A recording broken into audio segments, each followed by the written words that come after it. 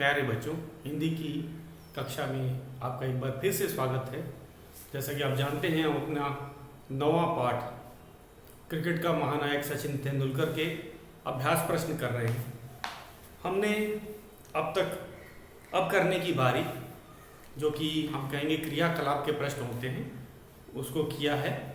हमने अभी घ प्रश्न किया था, रेखा खींचकर खेल के नाम को खिलाड़ियों के नाम से जोड़ो। इसमें टेनिस खेलने वाले खिलाड़ी हैं सानिया मिर्जा। शतरंज को कौन खेलता है? विश्वनाथ आनंद। फुटबॉल को खेलते हैं बाईसिंग भूटिया। हॉकी को धनराज पिल्ले खेला करते हैं। और क्रिकेट को कपिल देव से हमें मिलान करना है, वे एक अच्छे खिलाड़ी थे। उसके बाद बैडमिंटन गोपीचंद। तो ये था हमारा मिलान करो का प्रश्न। अब हम अपने अगले प्रश्न पे चलते हैं। क्रिकेट खेल की शब्दावली जानो। क्रिकेट खेल की शब्दावली जानो। प्रश्न है, क्रिकेट खेल की शब्दावली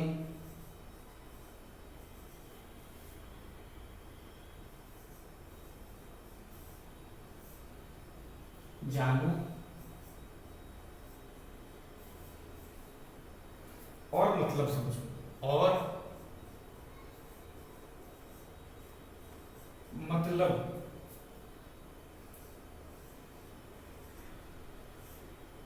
समझो।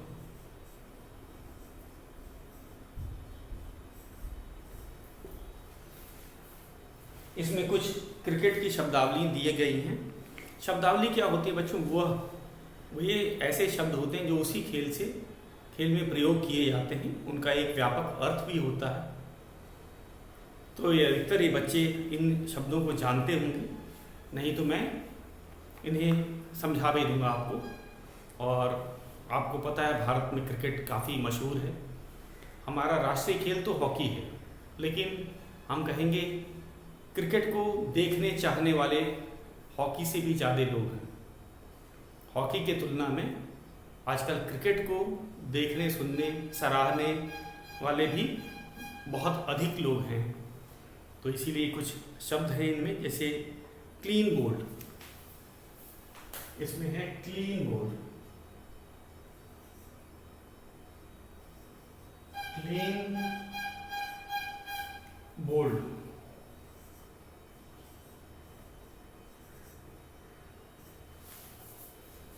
क्लीन बोल्ड का अर्थ होता है, क्लीन का अर्थ होता है सफाई से आउट कर देना। क्लीन बोल्ड, तो इसका अर्थ कहा जाता है जब बॉलर जो बल्लेबाज को गेंदबाजी करता है और जो बल्लेबाज है चूक जाता है, गेंद विकेटों पे लगती है और विकेट गिर जाते हैं। तो कुछ ऐसे निर्णय होते हैं जिसके अंदर की अंपायर की तरफ भी नहीं देखना होता। बल्लेबाज खुद ही समझ जाता है कि वह आउट हो चुका है, विकेट गिर जाता है और वह बिना किसी निर्णय के मैदान को छोड़ देता है। तो ऐसे जो निर्णय होते हैं इसे क्लीन बोल्ड कहा जाता है। इसमें आउट होने के लिए कभी कभी अंपायर इशारा भी नहीं करता, सबको साफ नज़र आ जाता है कि जो बल्लेबाज है वो आउट हो चुका है, क्योंकि विकेट गिर जाता। तो ये था। अगला है LBW। उसके बाद दूसरा हम कहेंगे शब्दावली का दूसरा शब्द है LBW। LB और W।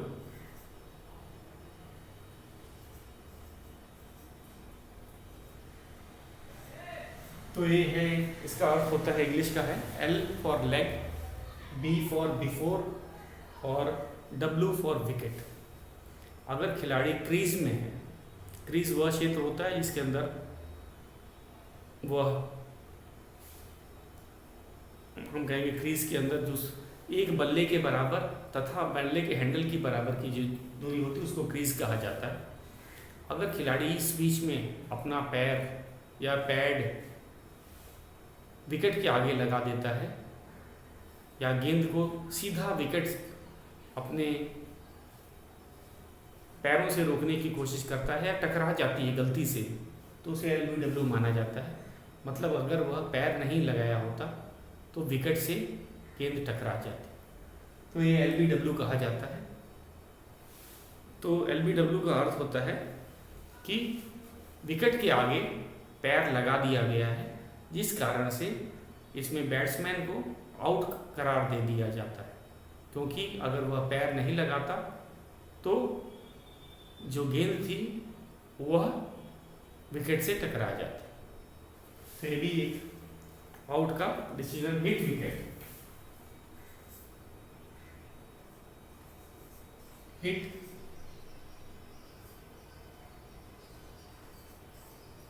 विकेट। तो हिट विकेट में बच्चों बल्लेबाज कभी कभी गेंद को मारने के लिए बहुत पीछे आ जाता है और उसका जो बल्ला होता है, पैट होता है, वो विकेट से टकरा जाता है।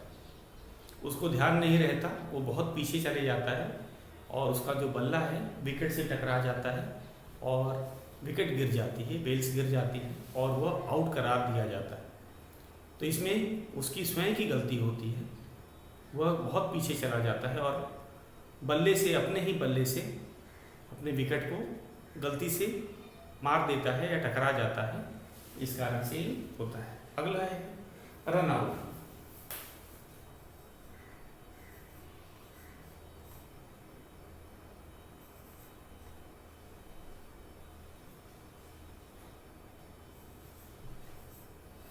तो बच्चों रन आउट में जब खिलाड़ी रन ले रहे होते हैं और दूसरे जो हम कहेंगे विरोधी टीम जो होती है वे रन रोक लेने से रोकते हैं, अगर इस बीच में बल्लेबाज, दोनों बल्लेबाजों की बात कर रहे हैं, अगर वे अपने क्रीज पे नहीं पहुंच पाते हैं तो वे रन आउट हो जाते हैं। फील्डिंग के दौरान या रन लेते समय वे अगर अपने क्रीज में, अपने क्षेत्र में नहीं पहुंच पाते हैं तो वे रन आउट हो जाते हैं और रन आउट में उस बल्लेबाज को आउट मान लिया जाता है जो अपने क्षेत्र तक नहीं पहुंचा है। अगला है वाइड। पांचवा है वाइड। एक तरह से हम कहेंगे ये सब बल्लेबाज की गलतियों के कारण आउट हुआ 1 से 4 तक। अब है वाइड, अब एक बॉलर की गलती। अगर बॉलर गेंद को बल्लेबाज की जो कि सीमा से बहुत दूर फेंकता है तो वाइड कहलाती है। तो ऐसे गेंद को बल्लेबाज चाह करके भी नहीं मार सकता क्योंकि वे उससे बहुत दूर से जा रहे होते। तो ऐसी गेंदों को वाइड कहा जाता है और इसमें 1 रन टीम को दिया जाता है तथा वह गेंद को, उस गेंद को फिर से दोबारा करने के लिए कहा जाता है ताकि जो गेंद की संख्या है वो कम ना हो जाए। और इसका जुर्माने के तौर पे 1 रन बल्लेबाज की टीम को दिया जाता है, ये याद रखिएगा। No ball.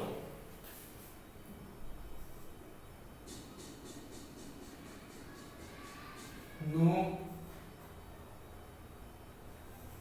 बॉल, ये भी बच्चों, ये भी गेंदबाज की गलती के कारण होता है। इसमें क्या होता है, इसमें गेंदबाज दौड़ते समय अपने क्षेत्र से बहुत आगे आ जाता है या गेंद को बहुत ऊंचाई से फेंक देता है, तो ऐसी गेंदों को नो बॉल कहा जाता है। इसमें बॉल को दोबारा करना पड़ता है। अभी तो जो नया नियम आया है उसमें फ्री हिट भी मिलता है, तो एक गेंद दोबारा फेंकना पड़ता है और फ्री हिट दिया जाता है जिसमें कि वह प्लेयर केवल रन आउट ही हो सकता है। तो ये था हमारा छठा शब्दावली का। अगला है बाउंड्री।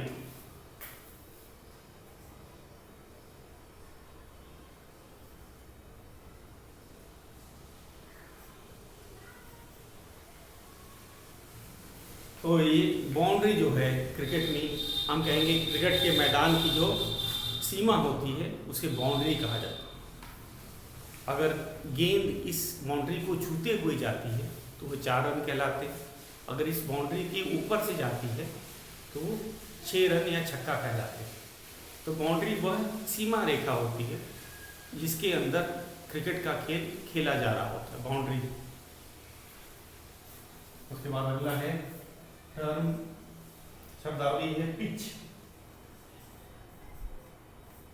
तो पिच में ही, पिच की जो हम कहेंगे विकेट से विकेट की जो दूरी होती है 22 गज की होती है। इसी बीच में दोनों बल्लेबाज दौड़ के रन बनाते हैं और यहीं पे इसी क्षेत्र में बॉलिंग की जाती है और यह पिच कहलाती है। Umpire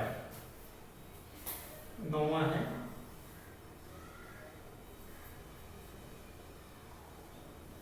umpire. तो बच्चों अंपायर होता है, इसी की देख रेख में सभी खेल को खेला जाता है।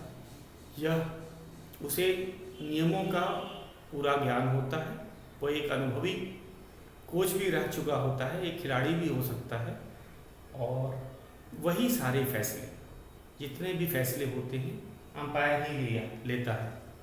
और इस समय क्रिकेट के मैदान में 2 अंपायर होते हैं और एक तीसरा जो अंपायर होता है वह ग्राउंड के बाहर होता है। अगर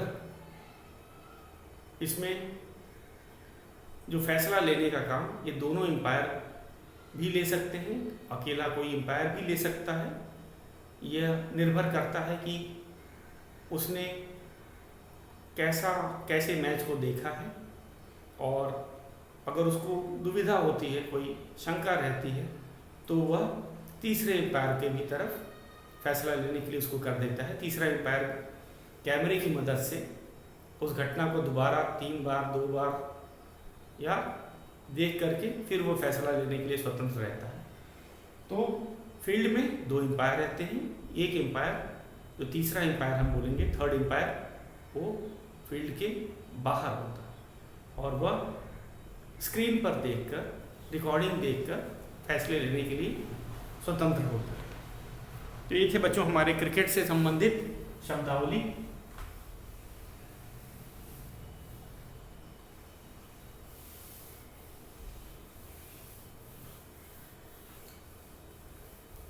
हमारा अगला है प्रश्न 4। तो इसमें 4 में बच्चों हैं, क्रिकेट के मैदान का चित्र देखो और जानो कि क्षेत्र रक्षण में खिलाड़ियों की स्थिति को क्या कहते हैं।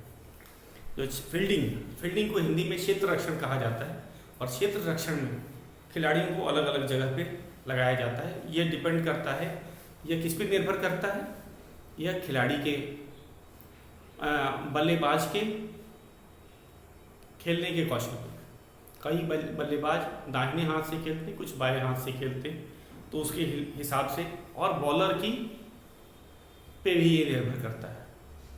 जैसे स्पिन वाले में स्लिप्स होते हैं, first slip, second slip, third slip तक लगाए जाते हैं।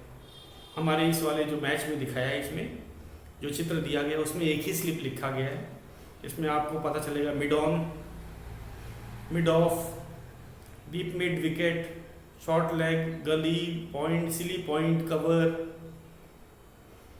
Fine leg, wicket keeper, bowler, umpire, इन सब की पोजीशन दी हुई। तो ये बहुत अच्छा तरीका है आपको पता करने का। और दोनों विकेट के जो बीच में ये दूरी 22 गज की होती है। तो इनको आपको देखना है, समझना है। मेरे ख्याल से बहुत से बच्चे तो ये जानते ही होंगे। और ये जो क्षेत्र रक्षण की जो जगह होती है, स्थिति होती है, यह बॉलर और गेंदबाज दोनों के अनुसार बदलती जाती है।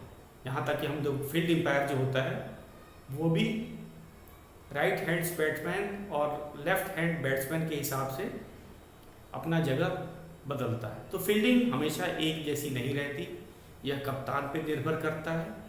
कप्तान भी गेंदबाज, बल्लेबाज और खिलाड़ियों के अनुसार, नियम के अनुसार भी होता है कि कैसे फील्डिंग लगाए। पहले 10 ओवर में आजकल पावर प्ले गेम होता है, उसमें आपको पता है सभी खिलाड़ियों को केवल 2 खिलाड़ी छोड़कर बाकी सबको पहली जो क्षेत्र होता है उसके अंदर रखा जाता है। तो ये था, ये आप स्वयं देख लेंगे। उसके बाद छठा वाला है, छठा प्रश्न है, ये थे एम्पायर के संकेत। ये था हमारा अंपायर के संकेत। हमने इसे ऑनलाइन कक्षा में भी डिस्कस किया है, आज भी हम इसको डिस्कस करेंगे। तो ये था हमारा पहला, एक चित्र के अनुसार जो था। इसमें जो पहला वाला है, इसमें कुल मिला के 6 चित्र दिए गए हैं, 1 2 3 4 5 6। तो मैं लिखने वाला हूं इनका। पहला है वाइड, पहला जो इशारा जो एम्पायर कर रहा है इसे वाइड बोलते हैं। जब गेंद बहुत बाहर से जाती है, बल्लेबाज ऐसी गेंद को नहीं खेल पाता चाह करके भी, तो उसे वाइड कहा जाता है। इसे लेग बाई कहा जाता है। लेग बाई जब शरीर से टकरा करके गेंद जाती है और बल्लेबाज रन बनाता है, उसे लेग बाई बोलते हैं। इसे छक्का का इशारा कहते हैं, या इंग्लिश में इसे सिक्सर का इशारा करते हैं, जिसमें दोनों हाथ एम्पायर उठा देता है।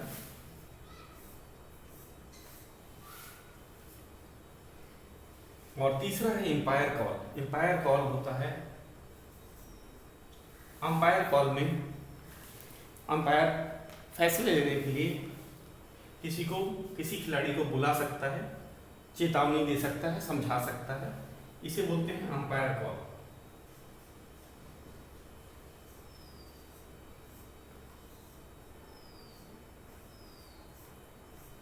हमारा जो 5वां चित्र है वह 4 रन के लिए, या चौका, हिंदी में इसे चौका बोलते हैं, चौका का इशारा करने के लिए। और जो छठा प्रश्न है वो आउट, किसी बैट्समैन के आउट होने पे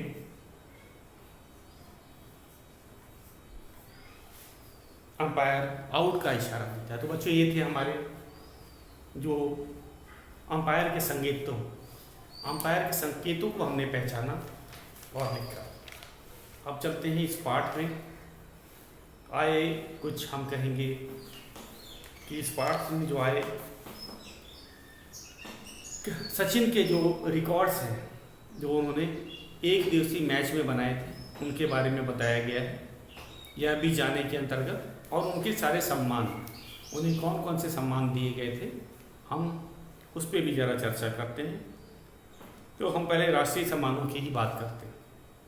पहले टेस्ट में अगर हम कहेंगे कि अगर सचिन ने 200 टेस्ट मैच खेले थे और 463 एक दिवसीय मैच खेले थे, और T20 जो है एक मैच खेला था उन्होंने,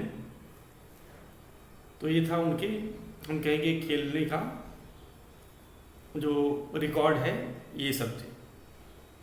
इसमें उन्होंने सबसे ज़्यादा शतक लगाए थे टेस्ट मैच में 51, और एक दिवसीय जो अंतर्राष्ट्रीय मैच थे 49 शतक लगाए थे। तो उनका रिकॉर्ड है। सचिन के कुछ सम्मानों के बारे में हम बता देते हैं। 1994 में राष्ट्रीय सम्मान जो उनको मिले थे उनको बताया गया है, मैं उसको पढ़ देता हूँ। 1994 में अर्जुन अवार्ड, ये जो अर्जुन अवार्ड है खेलों में उत्कृष्ट उपलब्धियों के लिए दिया जाता है। उत्कृष्ट मतलब श्रेष्ठ। उसके बाद 1997-98 में राजीव गांधी खेल रत्न, ये भारत का खेलों के क्षेत्र में सर्वोच्च सम्मान, इससे बड़ा कोई सम्मान खिलाड़ियों को नहीं मिलता। इसे बोलते हैं राजीव गांधी खेल रत्न सम्मान। ये सचिन को मिला था 97-98 में, और अर्जुन अवार्ड मिला था 1994। अर्जुन अवार्ड ज़रा छोटा होता है। सबसे सर्वोच्च खेल का जो सम्मान होता है वो राजीव गांधी खेल रत्न सम्मान कहते हैं। उसके बाद आ जाते हैं, भारत का चौथा सर्वोच्च नागरिक सम्मान सचिन को मिला था 1999 में, पद्मश्री। एक भारत का चौथा सर्वोच्च नागरिक सम्मान पद्मश्री। उसके बाद 2001 में महाराष्ट्र भूषण अवार्ड, ये महाराष्ट्र राष्ट्र का सर्वोच्च नागरिक सम्मान कहलाता है। उसके बाद 2008 में पद्म विभूषण, भारत का दूसरा सर्वोच्च नागरिक सम्मान। पद्म विभूषण भारत का दूसरा सर्वोच्च नागरिक सम्मान होता है। उसके बाद हम चलते हैं 2014 में भारत रत्न, ये भारत का सर्वोच्च नागरिक सम्मान। ये क्या था? भारत का सर्वोच्च नागरिक सम्मान। तो ये था हमारा पाठ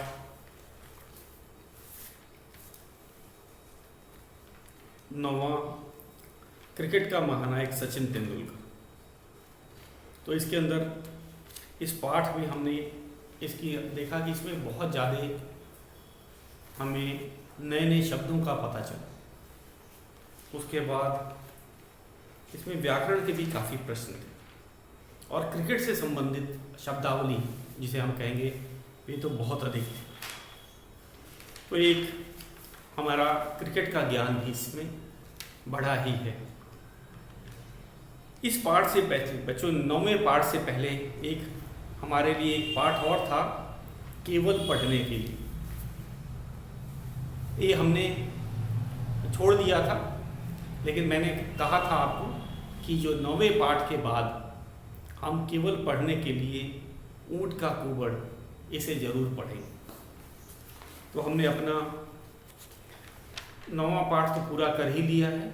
ऊँट का कुबड़, अरे जो ऊँट का कुबड़ के बाद में था सचिन का जो पाठ, क्रिकेट का महानायक सचिन तेंदुलकर, हमने इसके अब सभी अभ्यास प्रश्नों को भी कर लिया।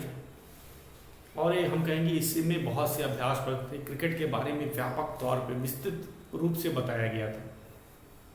तो अब हम चलते हैं अपना, ये भी हम कहेंगे केवल पढ़ने के लिए, परीक्षा में तो नहीं आता है, लेकिन इससे हमें सीख मिलती है, शिक्षा मिलती है। ऊँट का कुबड़ केवल पढ़ने के लिए आज हम इसको करेंगे। तो हमने अपना 9वां पाठ कर लिया है।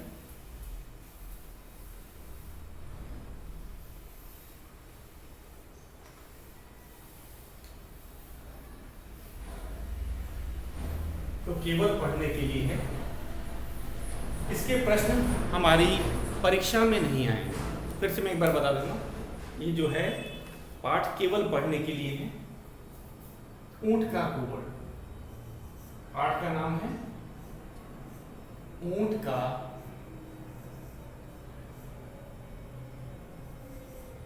कुबड़। आपने देखा है ऊँट के पीठ पे कुबड़ निकला होता है, उसके बारे में कुछ कहानी। और ये केवल पढ़ने के लिए, ये पाठ नहीं है, इसका पाठ संख्या भी नहीं है, हम केवल इसे पढ़ेंगे और ये मनोरंजक कहानी है और हमें कुछ सीख मिलेगी। तो केवल पढ़ने के लिए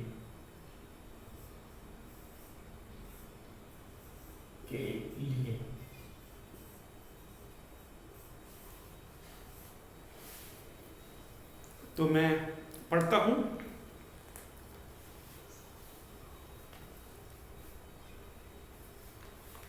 ऊँट का कुबड़ पाठ का नाम है। ये छोटी सी कहानी है, ये मात्र 2 पेज की कहानी है। और इसकी सबसे बड़ी बात है, इसके जो लेखक हैं रुडयार्ड किपलिंग, एक सर्वश्रेष्ठ लेखकों में माने जाते हैं, गिने जाते हैं।